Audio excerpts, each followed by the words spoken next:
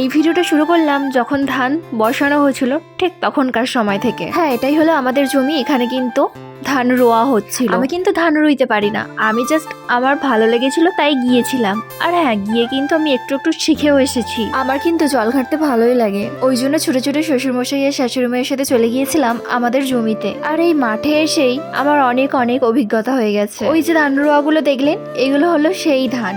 এবারে না বৃষ্টিতে সব ধান ভিজে গিয়েছিল, যার কারণে আটি বাঁধা যায়। সেই ধানগুলোই বাড়িতে নিয়ে এসে দেখো ঝাড়া হচ্ছে মেশিনের সাহায্যে। যেহেতু আটি বাঁধা নেই, ওই জন্য ধরিয়ে দিতে একটু কষ্টও হচ্ছিল, কিন্তু তাও তো ঝাড়তে হবে, কিছুই করার নেই। সব সময় তো আর ভালো যায় না, কখনো ভালো কখনো খারাপ। এই ঝাড়া ধানগুলো মামনি মাথায় করে নিয়ে আমাদের দুতলার ছাদে মিলে দিয়ে এসেছিল। শুকনো হয়ে যাওয়ার পরে এগুলো সেই ধান যেগুলো চিটে আলাদা করে নিচ্ছিল, আর ভালো ধানগুলো আমি বস্তার মধ্যে ভরে নিচ্ছিলাম। এগুলো কিন্তু আবার রোদে দিয়ে শুকাতে হবে, দেখতেই পাচ্ছ তিরপলে রোদে দেওয়া হয়েছিল, ওগুলোই আমি বস্তার মধ্যে ভরে নিচ্ছিলাম, শুকিয়ে গিয়েছিল। আগেই বললাম যে বৃষ্টিতে ধানগুলো ভিজে গিয়েছিল, তাই ধানগুলো ঝাড়ার পরে শুকনো করে নিতে হচ্ছিল। আমাদের এই জমির ধানগুলো ভিজে গিয়েছিল, তাই এই মাঠে যেহেতু কেউ চাষ করেনি, এখানেই শুকানোর জন্য মিলে দেওয়া হয়েছিল। মামনি বাপি দুজন মিলে ধানের আটিগুলো বেঁধে নিচ্ছিল। আর এদিকে বড়বাবু দেখো ভ্যানে করে বোঝাগুলো নিয়ে যাচ্ছিল বাড়িতে। সত্যি কথা বলতে গেলে এই ধান চাষ করতে গেলে অনেকটাই কষ্ট করতে হয়, আর সবাই মিলে না করলে কখনোই এগায় না।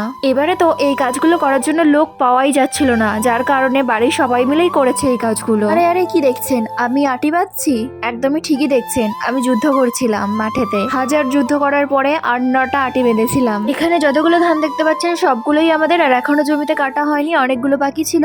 যেগুলো মিলে দেওয়া হয়েছিল ওগুলোই ধানের আটিগুলো বাঁধছিলাম। এই জমির ধানগুলো তোলা হয়ে গেলেই আপাতত ধানের কাজ শেষ, আর মাঠেও আসতে পারবো না। আবার যে কবে মাঠে আসবো ভগবান জানে, আবার যখন ধান রোয়া হবে তখন মাঠে আসবো, কারণ এখানে শুধু ধান চাষটাই হয়। সত্যি কথা বলতে গেলে মাঠের প্রকৃতি আমার ভীষণ ভালো লাগে, তাই জন্য বড়বাবু শাশুড়ি মা যখনই মাঠে আসে আমি ছুটে ছুটে মাঠে চলে আসি। ছুটে ছুটে বলতে দৌড়ে দৌড়ে না, ওদের সাথে তাড়াহুড়ো করে চলে আসি আর কি। মাঠের প্রকৃতিতে একটা আলাদা সৌন্দর্য আছে, যারা মাঠে আসে একমাত্র তারাই বুঝতে পারবে। যাই হোক, এদিকে বড়বাবু মাথায় করে ধানের বোঝাটা নিয়ে যাচ্ছিল।